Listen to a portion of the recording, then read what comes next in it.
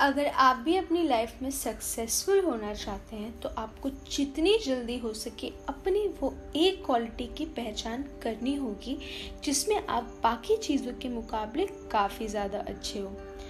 आज की ये बुक द वन थिंग के ऑथर गैरी केलर भी अपनी पूरी किताब में यही बात बता रहे हैं। ऑथर कहते हैं कि अगर आप अपनी लाइफ में उस एक चीज़ को इम्पोर्टेंस देते हैं और उस पर ही ज़्यादा एफर्ट लगाते हैं और पूरे ध्यान और फोकस के साथ बस वो एक चीज़ करते हो तो आप उसमें कामयाब हो जाते हो। और अगर आप मल्टीटास्किंग के चक्करों में रहते हैं तो इससे आप पर बोझ तो रहता ही है, साथ ही आप कोई भी काम ठीक से नहीं कर पाते हैं और असफल हो जाते हैं और सदैव भाग दौड़ में ही लगे रहते हैं।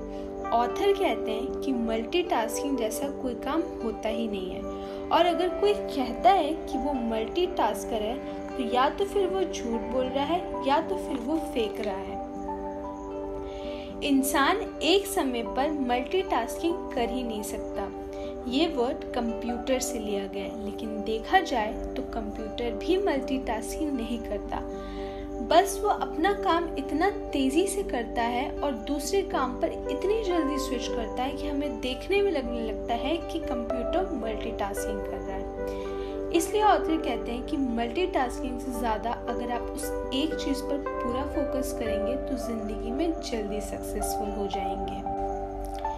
इस दुनिया में आज तक जितने भी सक्सेसफुल लोग हैं उन सब ने अपनी उस एक चीज़ पर ही पूरे फोकस के साथ काम किया है। फॉर एग्जाम्पल, आप मार्क ज़करबर्ग को देखिए। उन्होंने शुरू से लेकर अभी तक बस फेसबुक पर ही फोकस किया है और यही वजह है कि वो आज दुनिया के one of the richest person में काउंट किए जाते हैं और सक्सेसफुल हैं। या फिर आप मिस्टर बीन को देखिए। उन्होंने अपनी पूरी लाइफ साइलेंट कॉमेडी करी और उसी में वो सक्सेसफुल हो गए।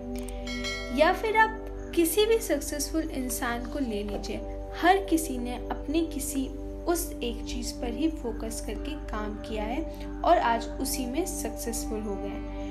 तो इसीलिए बहुत ज़्यादा ज़रूरी कि हम अपनी उस एक चीज़ को ढूंढें और उस पर ही काम करें। और अगर आप उसी एक चीज़ में बहुत देर तक लगे रहते हैं तो आप उसमें एक दिन ज़रूर कामयाब हो जाते हैं, और हर सफलता का यही एक रहस्य है।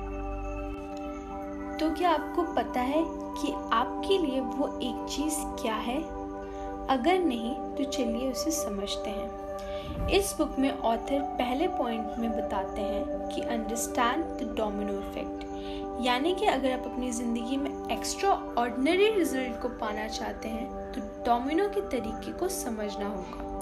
देखिए, जैसे कि हम सभी जानते हैं कि डोमिनो गिराना कितना आसान है। बस हमें सारे पत्थर को एक साथ लाइन में लगाना है और सबसे पहले वाले पत्थर को धक्का देना है, बाकी अपने आप गिरते जाएंगे।